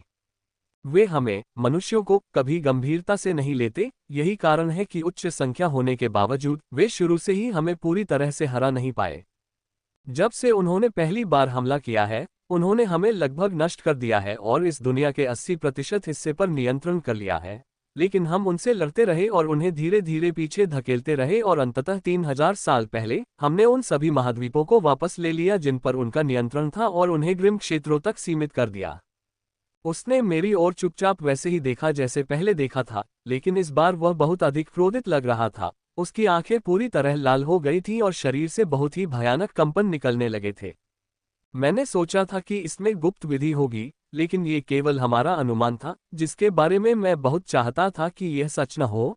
लेकिन अब उसके शरीर से निकलने वाले भयावह उतार चढ़ाव और उससे निकलने वाले आकाशीय हत्या के इरादे को महसूस करते हुए मेरा डर सच हो गया था। मैं तुम्हें मार डालूंगा, तुम्हें मार डालूंगा, वह चिल्लाया और मेरी ओर आया। उसकी गति पहले से भी अधिक तेज थी। वह पूरी तरह से धुंधला हो गया था और इससे पहले कि मैं कुछ समझ पाता मैंने देखा कि उसकी तलवार मेरी गर्दन पर आ रही है। मुझे उम्मीद थी कि वह ऐसा ही कदम उठाएगा और बिना इंतजार किए मैंने उसका मुकाबला करने के लिए अपनी तलवार घुमाई। हालांकि मेरी तलवार की गति और शक्ति उससे कम थी, लेकिन वह अभी भी उसका मुकाबला करने में सक्षम थी। खट खट पुह, धप धप धप, एक जोरदार खनखनाहट हुई और अपार शक्ति मेरे अंदर प्रवेश कर गई, जो मेरी अग्नि परत की सुरक्षा को पार करते हुए गुजर गई। क्योंकि बल और रहस्यमय ऊर्जा मेरे अंदर प्रवेश कर गई, लेकिन इसका अधिकांश हिस्सा मेरे द्वारा बनाई गई नियम शक्ति की परतों द्वारा अवरुद्ध था। एशलिन, लेकिन इसका कुछ हिस्सा अभी भी मेरे अंदर रिसने में सक्षम था, मेरे आंतरिक अंगों को घायल कर रहा था और मेरे मुंह से खून की उल्टी कर रहा था। ये चाल बहुत शक्तिशाली है। यदि मैं तीसरी एमेथिस्ट सील नहीं बनाता तो मैं बिना जीवित बचे ही सीधे इस चाल से मारा जाता। हालांकि मैं बच गया था, फिर भी मैं गंभीर रूप से घायल हो गया और इस क्षण बल और गुप्त ऊर्जा अब मेरे शरीर को और अधिक घायल कर रही है। वह इस बात से आश्चर्यचकित था कि मैं उसके हमले से बच गया, लेकिन उसने मुझे एक पल का भी आराम नहीं करने दिया, क्योंकि जब मैं बल को नियंत्रित करने के लिए पीछे हट रहा था तब उसने हमला कर दिया। खटखट, एक और टकराव और इस बार यह पहले से अधिक शक्तिशाली था और इस बार मैंने गुप्त ऊर्जा की वास्तविक शक्ति देखी। गुप्त ऊर्जा पुनः मेरे शरीर में प्रवेश कर गई और पहले से ही अंदर उत्पात मचा रही विद्यमान ऊर्जा के साथ विलीन हो गई। गुप्त ऊर्जाओं के विलीन होने से एक भयानक प्रभाव उत्पन्न हुआ। गुप्त ऊर्जा, जो सामान्य गुप्त ऊर्जा की तरह मुझे चोट पहुंचा रही थी, वह थोड़ी ठंडी हो गई थी और अचानक उसने मेरे शरीर को नष्ट करना शुरू कर दिया। जब भी वह गुप्त ऊर्जा मेरे शरीर के उस हिस्से को नष्ट कर देती थी, इसके कारण मुझे भूरे रंग का खून उल्टी करने लगा जिसकी बदबू बहुत भयानक थी और उसके अंदर मांस के टुकड़े थे। यह अच्छी बात थी कि मेरे पास एक मजबूत शरीर था जो कि शारीरिक सफाई व्यायाम, सर्वोच्च लड़ाकू व्यायाम की मुहरों के प्रभाव से और भी मजबूत हो गया था, और साथ ही उन चमत्कारी फलों को भी भूला नहीं जा सकता जो मैंने खाए थे। इस सब ने मेरे शरीर को काफी लचीला बना दिया। हो सकता है कि यह ग्रिम जाति के राक्षसों जितना मजबूत न हो, लेकिन मेरे शरीर की लचीलापन निश्चित रूप से मेरे समान स्तर के ग्रिम जाति के राक्षस को पकड़ सकता है। इन सब के साथ साथ मेरे और एशलिन के लिए नियम शक्तियों की सुरक्षा के कारण मैं क्षयकारी प्रकार की अधिकांश गुप्त ऊर्जा को दूर रखने में सक्षम था। अगर लियो या रेचेल मेरे स्थान पर होते जो मुझसे 2 स्तर ऊपर हैं, तो उनका पूरा शरीर 1 मिनट के भीतर क्षय हो जाता। Clank clank clank. मेरे लिए ऊर्जा को नियंत्रित रखना कठिन होता जा रहा है। प्रत्येक हमले के साथ अधिक ऊर्जा मुझ पर हमला करेगी। ये कहना सही है कि गुप्त ऊर्जा पहले ही सीमा पार कर चुकी थी। भले ही उसने हमला करना बंद कर दिया हो, मेरी मृत्यु निश्चित है, क्योंकि गुप्त ऊर्जा को दूर रखने के लिए हमने जो नियम शक्तियों का बांध बनाया था वह टूटने लगा था और अधिक से अधिक गुप्त ऊर्जा मेरे अंदर फैलने लगी थी। सबसे भयानक बात यह है कि मुझे कोई दर्द महसूस नहीं हो रहा है। इस क्षयग्रस्त प्रकार की गुप्त ऊर्जा ने उस दर्द को भी शांत कर दिया है जो मुझे दे रहा था। यदि मुझे दर्द महसूस हो रहा होता, तो मेरे शरीर में जो कुछ हो रहा था उससे ध्यान हटाने के लिए मुझे कुछ करना पड़ता और इससे मुझे सर्वोच्च युद्ध अभ्यास में मदद मिलती। मेरे शरीर में इतनी अधिक गुप्त ऊर्जा होने के कारण मैं निश्चित रूप से मर जाऊंगा, क्योंकि कोई भी सामान्य औषधि मेरे शरीर को ठीक नहीं कर सकती। मेरी एकमात्र उम्मीद यही है कि वह औषधि ही मेरे वर्तमान घावों को ठीक कर सकती है, अगर जिम ने जो कहा वह सही है। लेकिन उस औषधि का क्या उपयोग था जब मुझे इस आक्रमण में इसका उपयोग करने का मौका ही नहीं मिला। उसके हमले मेरी तलवार से टकराने ही वाले थे कि ग्रिम जाति का राक्षस रुक गया। भाड़ में जाओ। मैंने अपने क्रोध में एक और भोजन बर्बाद कर दिया। ग्रिम जाति के राक्षस ने मेरी हालत देखकर जोर से शाप दिया।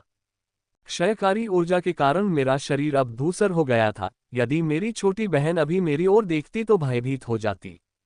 गुप्त ऊर्जाओं की तुलना नियम शक्तियों से की गई है और उनका प्रभाव बहुत शक्तिशाली है। अब तक मैंने गुप्त विधि की वास्तविक शक्ति का अनुभव नहीं किया है। आज मेरा ये पहला अनुभव है और यह उतना ही भयानक है जितना वे कहते हैं। तुम कमीने मुझ पर हमला करके मुझे गुस्सा क्यों दिला रहे हो? अब मैं तुम्हें खा सकता हूं और तुम्हारी सारी ऊर्जा तुम्हारे शरीर में घुस जाएगी। उसने गुस्से से कहा और अचानक मुझ पर मुक्का मारा। धमाका, क्रैक, पुह पुह। उसका मुक्का इतना अचानक था कि मुझे जवाब देने का मौका ही नहीं मिला। जब वह मेरी छाती पर लगा तो मुझे ऐसा लगा जैसे मुझे हथौड़े से मारा गया हो। छाती की हड्डियां टूट गईं और मैंने भूरे और लाल रंग का खून उगल दिया और फिर जोर से जमीन पर गिर पड़ा। तुम्हारी वजह से मैंने एक बढ़िया लंच खो दिया है। तुम कमीने पहले से ही कम हो और अब मेरे दोस्तों के साथ वे 4 कमीने हमारा पेट भरने के लिए काफी नहीं होंगे। उसने मुझे घृणा और क्रोध से देखते हुए जोर से बड़बड़ाया और मुझे जोरदार लात मारी। इस तरह से व्यवहार करने के लिए उसे सचमुच बहुत भूख लगी होगी। मैंने कभी किसी अन्य ग्रिम जाति के राक्षस को हाइनामैन की तरह व्यवहार करते नहीं देखा। ऐसा लग रहा था कि वह भूख के कारण पागल हो गया था। वह अपने पागलपन भरे व्यवहार में लगातार बकवास चिल्ला रहा था और मुझे लात मार रहा था, लेकिन हर बार वह खाने की बात कहता था। अब मैं सचमुच तुम्हारे परिवार को जिंदा खाना चाहता हूं ताकि तुम्हें यातना दे सकूं, कमीने। उसने चिल्लाया और मुझे फिर से लात मारी। मेरे अंदर से हत्या की तीव्र इच्छा जागृत हुई। मुझे कोई आपत्ति नहीं यदि कोई मुझे सबसे बुरी भाषा में गाली दे, मैं उस गाली को सुनकर भी मुस्कुरा देता, लेकिन जब कोई मेरे परिवार का उल्लेख करता तो मेरी सीमा समाप्त हो जाती। मेरे अंदर हत्या की तीव्र इच्छाएं उबलने लगी और अचानक मैंने पाया कि मेरे सामने सब कुछ स्पष्ट हो रहा है। मैं अधिक स्पष्ट रूप से देख सकता था, मैं अधिक स्पष्ट रूप से सुन सकता था और लकड़बग्घे के मन में जो हत्या की इच्छा मैं महसूस कर रहा था वह भी स्पष्ट हो गई। मैंने जल्दी से अपने स्रोत के अंदर देखा तो पाया कि रक्तिम लाल रिबन का आकार बढ़ता जा रहा है और वह स्रोत के और करीब आने लगा है। उसे उस चांदी के लालपंथ का भी डर नहीं है जिसके नीचे वह दबा हुआ है। रिबन लगातार बड़ा होता गया और अंततः इसका आकार 40% बढ़ गया और अब ये चांदी के लालपंथ के समान आभा भेज रहा है। ये देखकर मैं हैरान रह गया। हत्या नियम की मेरी समझ सनफायर नियम से बहुत पीछे थी, लेकिन अब ये सनफायर नियम के बराबर हो गई थी और बेसिक ग्रेड के मध्य स्तर में आगे बढ़ने से बस एक कदम दूर थी। जब मैं सोचता हूं कि यह कितना आगे बढ़ गया है तो मुझे अचानक कुछ शब्द याद आते हैं जो मैंने वाइटेक्स में देखी गई यादों में सुने थे। हत्या के नियम की समझ को बढ़ाने का सबसे तेज तरीका है हत्या करना। और यही मैं पिछले महीने से लगातार कर रहा था, इसलिए इसमें कोई आश्चर्य की बात नहीं है कि जैसे ही चिंगारी जली, मैंने इसमें बहुत बड़ी प्रगति की थी क्योंकि मैंने पिछले महीने ग्रिम रेस राक्षसों को मारते समय पहले से ही सभी आवश्यक संचय एकत्र कर लिया था। लाल रिबन स्रोत पर चमकने लगा और अगले ही पल एशलिन स्रोत मेरे स्रोत के ऊपर प्रकट हुआ जिसमें रक्त प्रकाश संचारित होने लगा। मैंने तुरंत एशलिन के स्रोत पर ध्यान केंद्रित किया और देखा कि उसमें से रक्त प्रकाश निकल रहा है और एशलिन के स्रोत में रक्त रिबन पर गिर रहा है। नियम छापना। मैं जल्दी से समझ गया कि क्या हो रहा है। जो नई समझ मैंने हासिल की थी वह अब एशलिन के स्रोत में अंकित हो रही है। ये कुछ क्षणों तक होता रहा जब तक कि एशलिन के स्रोत में रक्त रिबन मेरे स्रोत में खूनी रिबन की सटीक प्रतिलिपि नहीं बन गया। एशलिन बल और गुप्त ऊर्जा को सीमित करो, मैंने एशलिन से कहा। पहले मेरे पास बल और गुप्त ऊर्जा के खिलाफ कोई रास्ता नहीं था जो मेरे शरीर को चीर रही थी, लेकिन अब मेरी नियम शक्ति के आगे बढ़ने के साथ एशलिन आसानी से मेरी मदद के बिना शरीर में व्याप्त सभी विदेशी ऊर्जा को सीमित कर सकती है। इस ऊर्जा को खत्म करने के लिए इसमें समय लगेगा जो कि इस कमीने को खत्म करने के बाद ही हो सकता है। दो शीर्ष द्वितीय स्तर की नियम शक्तियों के साथ जो मूल चरण के मध्य स्तर तक पहुंचने से एक कदम दूर हैं, अब मेरे पास इस कमीने को खत्म करने के लिए पर्याप्त शक्ति है। ये बहुत दर्द कर रहा है, मैंने अचानक चिल्लाया। एशलिन ने अभी अभी सभी क्षयग्रस्त रहस्यमय ऊर्जा को सीमित करना समाप्त किया था जो मेरे दर्द को सुन्न कर रही थी, और अब जब एशलिन ने सभी ऊर्जा को सीमित कर दिया था तो दर्द पूरी ताकत से वापस आ गया था। दर्द सहते हुए मैंने अपने हमले की तैयारी शुरू कर दी क्योंकि लकड़बग्घा आदमी अभी भी मुझे पागलों की तरह कोस रहा था। ये बहुत अच्छा होता यदि मेरे शरीर की आधी हड्डियां टूटी ना होती और मुझे अधिक चोट न लगी होती, तो मुझे इस कमीने को हराने में बहुत आसानी होती। भिखारी चुनने वाला नहीं हो सकता, मैं मौत के दरवाजे से लौटा हूं और अब मुझे इस कमीने को पाताल लोक भेजना है। मैंने सोचा और जल्दी से उठकर अपने भंडार से एक और टोटेम कलाकृति निकाल ली। मेरी चाल थोड़ी अस्थिर थी लेकिन मैं टूटी हड्डियों के बावजूद खड़ा रहने में सक्षम था। साले, तेरे पास अभी भी खड़े होने की ताकत है। इस बार मैं तुझे इतना मारूंगा कि तेरी आत्मा भी वापस आने की हिम्मत नहीं कर पाएगी, उसने कहा और मुझ पर हमला कर दिया। मैं भी इसका जवाब देना चाहता था लेकिन इससे पहले ही इसने मेरे जबड़े पर इतनी जोर से लात मार दी थी कि अब ये टुकड़ों में बिखर गया है। उसने मुझ पर हमला किया और मैंने भी उस पर अपनी तलवार घुमाई। हालांकि मेरे हाथ थोड़ा कांप रहे हैं और मुझे बहुत दर्द हो रहा है, मेरी ताकत अचूक है। खटखट। हमारे हथियारों के टकराने से एक जोरदार आवाज हुई, लेकिन इस बार न तो मैंने कोई कदम पीछे लिया और न ही मेरे शरीर पर किसी ने कोई बल प्रयोग किया, बल्कि मुझ पर आने वाली सारी शक्ति और गुप्त ऊर्जा को एशलिन ने तुरंत ही सीमित कर दिया। वह बहुत ही हैरान था और कुछ कहना चाहता था, लेकिन उसे मौका नहीं मिला क्योंकि मेरी तलवार उसकी ओर बढ़ रही थी और उसे बचाव करना पड़ा। खटखट। धप धप। इस बार हमारे हथियार आपस में टकराए, उसे पीछे हटना पड़ा और उसमें से खून की बूंदें निकलती देखी जा सकती थीं। बस्ता पुच्ची। उसने मुझे कोसने के लिए अपना मुंह खोला ही था कि उसने पाया कि मेरी तलवार उसके हृदय में धंस गई है। एक शीर्ष द्वितीय स्तर का नियम कुछ भी नहीं है, लेकिन जब वे एक साथ विलीन हो जाते हैं तो वे उस शक्ति को देते हैं जो परे है, खासकर जब एक नियम शक्ति आक्रामक प्रकार की होती है जबकि अन्य संवेदी या अर्ध संवेदी होती है। तुम मुझे तो मार सकते हो लेकिन मेरे दोस्तों को नहीं मार पाओगे जो किसी भी क्षण आ जाएंगे। हे, उसने कहा और हंसना शुरू कर दिया, लेकिन अचानक वह रुक गया क्योंकि मैंने रुल को मारने की ऊर्जा पंप करके उसे स्थिर कर दिया था। दोस्त, मुझे चिंता नहीं है, मैंने इसे मारने के लिए केवल अपने मारने वाले नियम की शक्ति का उपयोग किया था। मैंने अपने घूमने वाले कवच का उपयोग नहीं किया था जो अब मारने वाले नियम की प्रगति के साथ और भी मजबूत हो गया था। अतः हाइनामैन को हराने के बाद मैंने जो पहला काम किया वह था ग्रिम जाति के राक्षस पर रखे गए सभी 5 रूनिक डिस्क को निकालना। यह मेरे परिवार को खाना चाहता था। अगर मैंने अपने जीवन में सबसे बुरी पीड़ा का अनुभव नहीं किया होता तो मैं माइकल नहीं होता, और इसे 5 रूनिक डिस्क का उपयोग करने से बेहतर पीड़ा का अनुभव कराने का और क्या तरीका हो सकता था। जब उसने मुझे उस पर 5 रूनिक डिस्क रखते हुए देखा तो वह भयभीत हो गया। मैंने उसके भयभीत चेहरे को देखकर मुस्कुराया और सभी 5 रूनिक डिस्क को एक साथ सक्रिय कर दिया। जैसे ही मैंने 5 रूनिक डिस्क को सक्रिय किया, ये जोर से चीखना शुरू कर दिया। ये चीख बहुत जोर से और इतनी दयनीय थी कि हृदयहीन के दिल में दया पैदा हो गई। मैंने कुछ सेकंड तक उसकी चीखें सुनी, उसके बाद मैंने उसके चेहरे पर कपड़ा बांध दिया क्योंकि वे बहुत जोर से चिल्ला रहे थे। मेरी चोटों की हालत बहुत खराब है और सारी ऊर्जा लगाने के बाद भी मेरी चोटों को ठीक होने में काफी समय लगेगा, इसलिए मैंने डैफोडिल्स शहद की छोटी बोतल निकाली और उसे पी लिया। जहां तक उस औषधि को पीने की बात है, तो ये पूर्णतः गलत है। उस औषधि को केवल तभी पिया जा सकता है जब मैं वास्तव में मृत्यु के द्वार पर हूं और मृत्यु के द्वार पर होने के कारण वर्तमान स्थिति मुझे संतुष्ट न कर रही हो। चबा चबा। जैसे ही मैंने डैफोडिल शहद की 4 बूंदें पी ली, एशलिन मेरे पास से बाहर आए और मांगने लगी। मुस्कुराते हुए मैंने उसे 1 बूंद पीने दी। वह मदद करने के लिए बहुत उत्सुक थी, लेकिन मैंने उसे बाहर आने से रोक दिया था क्योंकि मुझे पता था कि एशलिन वास्तव में उसे हराने में असमर्थ थी। लेकिन अब मेरी शासन शक्ति उन्नत होने के कारण वह आसानी से प्रतिद्वंद्वी को हाइनामैन के रूप में हरा सकती है, लेकिन लड़ने के लिए कोई नहीं बचा है। डैफोडिल के शहद ने बहुत तेजी से काम किया, मेरी त्वचा पर पड़ा भूरापन गायब हो गया और मेरी हड्डियां और त्वचा तेजी से ठीक होने लगी। टिंग टिंग टिंग। 1 मिनट बाद सभी रूनिक डिस्क बज उठी क्योंकि उन्होंने ग्रिम जाति के राक्षस की कटाई पूरी कर ली थी और मैं उन्हें उठाने ही वाला था जब मुझे कुछ महसूस हुआ और कुछ मिनट बाद 5-4 लकड़बग्घे काली घास से बाहर आ गए। वे सभी 4 1 स्टार एलीट थे, जिनमें से 2 की आभा हाइनामैन के खोल के समान थी जिसे मैंने अभी अभी मारा था। क्या तुमने एको को मार डाला? मेरे पैरों के पास भूसी देखकर नेता ने गुस्से में पूछा। हाँ, मैंने बिना किसी डर के जोर से कहा, मेरी ताकत बढ़ गई है और मुझे इन 4 लकड़बग्घों से कोई डर नहीं है जो यहाँ आए थे। तुम इसके लिए भुगतान करोगे, नेता ने कहा और 4 लकड़बग्घे मुझ पर झपटे। लेकिन इससे पहले कि मैं कुछ कह पाता, एशलिन मेरे कंधे से उड़ गई, इससे पहले कि मैं उसे रोक पाता। चबा चबा चबा। जब से हम इस ग्रिम युद्ध क्षेत्र में आए हैं, उसे लड़ने का कोई मौका ही नहीं मिला।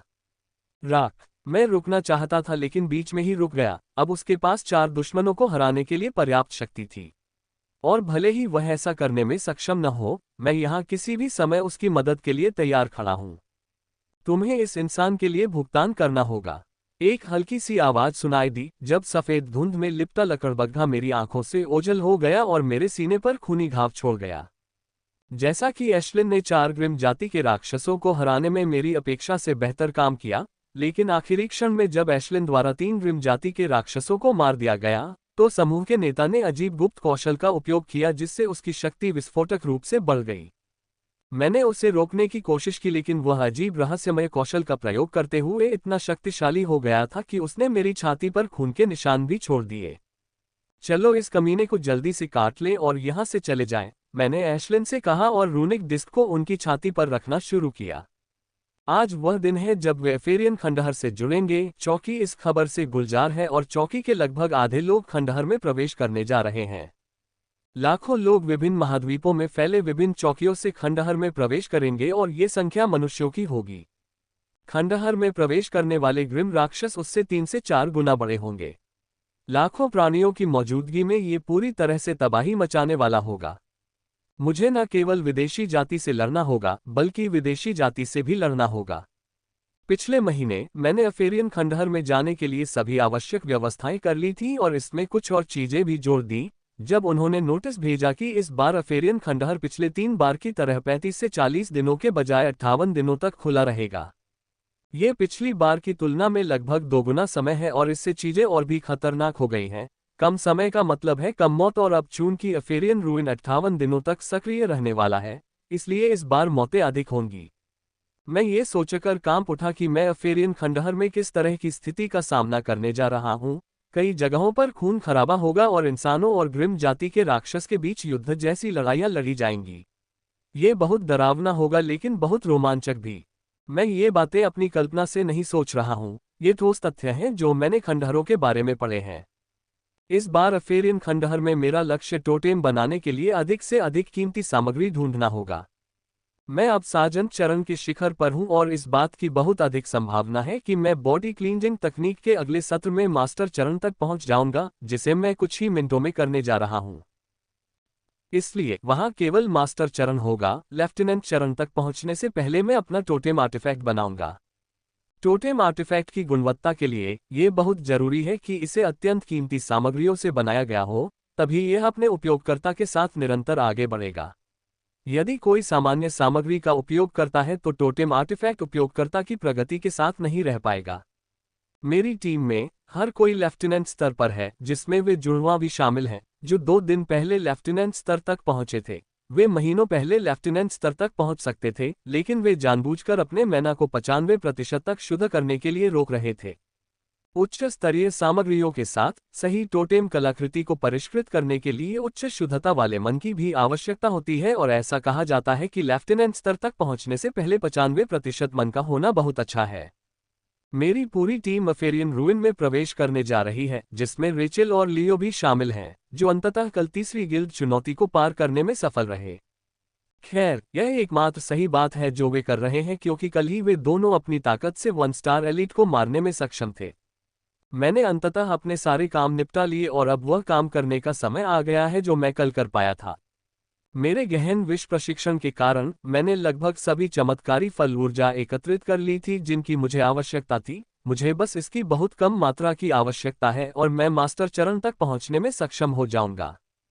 तापमान कक्ष में प्रवेश करते हुए मैंने जहर को 100% पर सेट किया था। आज मैं कोई जोखिम नहीं लेना चाहता था। यही कारण है कि मैंने आज 100% जहर में प्रशिक्षण लेने का फैसला किया था, जो कल की तुलना में 10% अधिक है। ये बहुत दर्दनाक होने वाला है। मैंने सोचा जब मैंने बॉडी क्लींजिंग तकनीक और सुप्रीम कॉम्बैट एक्सरसाइज शुरू करने से पहले कुछ सांसें लेना शुरू किया। लानत है, मैं जोर से चिल्लाया क्योंकि मेरे शरीर पर काले लाल जहर की एक मोटी परत फैल गई थी। यह इतना दर्दनाक था कि मैं अपनी नियम शक्ति का उपयोग करके इसके हर कण को वाष्पीकृत करना चाहता था, लेकिन मैंने ऐसा करने में खुद को नियंत्रित किया। ये विष बहुत आवश्यक है क्योंकि इसकी सहायता से मुझमें चमत्कारी फल की ऊर्जा इतनी बढ़ जाएगी कि वह मुझे मास्टर स्तर तक ले जाएगी।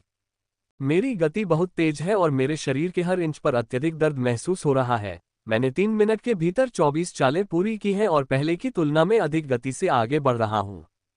तीसरा एमेथिस्ट सील बनाने के बाद मेरा शरीर इतना मजबूत हो गया था कि वह जहर के प्रभाव को बमुश्किल सहन कर सकता था, और ये देखते हुए कि मैंने अपने प्रशिक्षण में जहर की मात्रा को बहुत अधिक बढ़ाना शुरू कर दिया था। पहले मैं ऐसा नहीं कर सकता था क्योंकि इससे मेरा शरीर इतना सुन्न हो जाता कि मेरे लिए ये तकनीक करना असंभव हो जाता, और इसमें ये भी मदद मिली कि जहर के साथ निरंतर प्रशिक्षण के कारण मेरे शरीर ने इस जहर के खिलाफ एक छोटा सा प्रतिरोध विकसित कर लिया था, क्योंकि यह जहर शरीर के हर इंच में शरीर को साफ करने वाले व्यायाम की भट्टी द्वारा घुसाया जा रहा था। जल्द ही मैं 48वें आसन पर पहुंच गया और मेरी गति काफी धीमी हो गई। मैं पहले से ही 5 छोटी सफाई से गुजर चुका था और मैं मास्टर चरण तक पहुंचने के लिए पर्याप्त चमत्कार फल इकट्ठा करने के लिए 6ठी सफाई से गुजरूंगा। मैं शरीर को साफ करने की तकनीक का अभ्यास करती रही और 60वें आसन तक पहुंच गई, लेकिन मैं वहां नहीं रुकी। मैंने अभ्यास जारी रखा, लेकिन मेरी आंखों में थकान के भाव स्पष्ट रूप से देखे जा सकते थे। मैंने प्रदर्शन जारी रखा और 66वें आसन पर पहुंच गया, जहां मैं कल रात पहुंचा था। मैं अब बहुत थका हुआ महसूस कर रहा हूं और बस अपनी आंखें बंद करके सोना चाहता हूं, लेकिन मैं अभी भी जारी रखता हूं क्योंकि मैंने अपने शरीर में चमत्कारी फल की ऊर्जा को देखा है जो मुझे ऊपर उठाने के लिए पर्याप्त नहीं है। इससे पहले कि यह मुझे स्तर ऊपर लाने में सक्षम हो, मुझे अभी भी इसे कुछ खिलाने की आवश्यकता होगी। 67वें, 68वें, 69वें, 70वें जैसे ही मैं मुद्रा में पहुंचा, मैंने पाया कि वह अवरोध जो मुझे सर्वोच्च युद्ध अभ्यास की 31वीं मोहर बनाने से रोक रहा था, ढह गया और मेरे मंदिर में 31वीं मोहर का निर्माण शुरू हो गया। लेकिन अजीब बात यह है कि मैं सुप्रीम कॉम्बैट एक्सरसाइज में प्रयास भी नहीं कर रहा था। मैं बस इसे सामान्य रूप से कर रहा था क्योंकि मेरा अधिकांश ध्यान बॉडी क्लींजिंग एक्सरसाइज पर था। मैंने तेजी से उस बेसिक ऊर्जा को परिष्कृत करना शुरू कर दिया ताकि वह मुझे थोड़ी ऊर्जा प्रदान कर सके, जो मुझे शरीर शुद्धिकरण व्यायाम के कुछ और चरणों को करने में मदद कर सके। 1 मिनट बाद मैंने पाया कि मेरे शरीर में शीतल ऊर्जा का प्रवाह फैल रहा है, जिससे मुझे शरीर शुद्धिकरण व्यायाम की भट्टी से थोड़ी राहत मिली और मैं 58वें आसन तक पहुंचने में सक्षम हो गया। 58वें आसन पर मुझे लगा कि मैंने मास्टर चरण तक पहुंचने के लिए पर्याप्त ऊर्जा एकत्रित कर ली है, लेकिन मैंने अभी भी आसन करना जारी रखा क्योंकि 72वें आसन पर मुझे एक और छोटी सी शुद्धि से गुजरना होगा। धप! अंततः मैं 72वें आसन तक पहुंचने में सफल हो गया और जमीन पर गिरने से पहले इसे पूरी तरह से निष्पादित करना जारी रखा क्योंकि मेरा शरीर शुद्ध हो रहा था और चमत्कारी फल की ऊर्जा ने मेरे शरीर पर आक्रमण करना शुरू कर दिया था, जिससे एशलिन वंश की सभी बाधाएं नष्ट हो गईं और मैं मास्टर स्तर तक पहुंच गया। स्वर्ग में हूँ। एक तरफ मेरा शरीर शुद्ध हो रहा है और दूसरी तरफ चमत्कारी फल की ऊर्जा ने मेरे रास्ते में आने वाली सभी बाधाओं को तोड़ना शुरू कर दिया है ताकि मैं मास्टर स्टेज के प्रारंभिक स्तर तक पहुंच सकूं। इस तरह की प्रगति देखकर मुझे मुझसे आ रही तीखी गंध से कोई फर्क नहीं पड़ा, क्योंकि मेरा पूरा ध्यान चमत्कारिक फल की ऊर्जा पर था जो सभी बाधाओं को तोड़ रही थी। अंततः चमत्कारी फल की ऊर्जा ने अंतिम अवरोध को तोड़ दिया और मैं अपना स्तर ऊपर करने ही वाला था कि अचानक मेरा शोधन इंजन चमकने लगा और उसने अवरोध उत्पन्न करके चमत्कारी फल की ऊर्जा को मुझे ऊपर ले जाने से रोक दिया। क्या बकवास है, मैंने मन ही मन जोर से कोसा कि अब तक रिफाइनमेंट इंजन मेरे लेवल अप के बीच कभी नहीं आया, लेकिन ये पहली बार है यह इस तरह से व्यवहार कर रहा है। सही, मैं कैसे भूल सकता हूं, जब मैंने पहली बार इस रिफाइनमेंट इंजन के बारे में पढ़ा था तो मैंने कई लोगों की टिप्पणियां पढ़ी थी कि यह इंजन मास्टर स्टेज को पार करते समय कुछ प्रकार की बाधाएं पैदा करता है और यह बाधा इतनी कठिन होती है कि कोई भी इसे पार नहीं कर सकता। अन्य लोग इस पर काबू पाने में सक्षम नहीं थे। इसका मतलब यह नहीं है कि मैं इस पर काबू नहीं पा सकूंगा, मैंने सोचा और बाधा को तोड़ने के लिए अपना पूरा प्रयास करना शुरू कर दिया। पहले तो कुछ भी नहीं हुआ, हल्की सी भी झिलमिलाहट नहीं हुई, लेकिन मैं लगातार उससे टकराता रहा और मेरी हर टक्कर पहले से ज्यादा जोरदार होती गई। मैंने चमत्कारी फल की ऊर्जा को उसमें टकराया, अपनी आत्मा शक्ति, इच्छा शक्ति को उसमें मिला दिया। मेरे मन में केवल यही विचार था कि स्तर ऊपर करना है।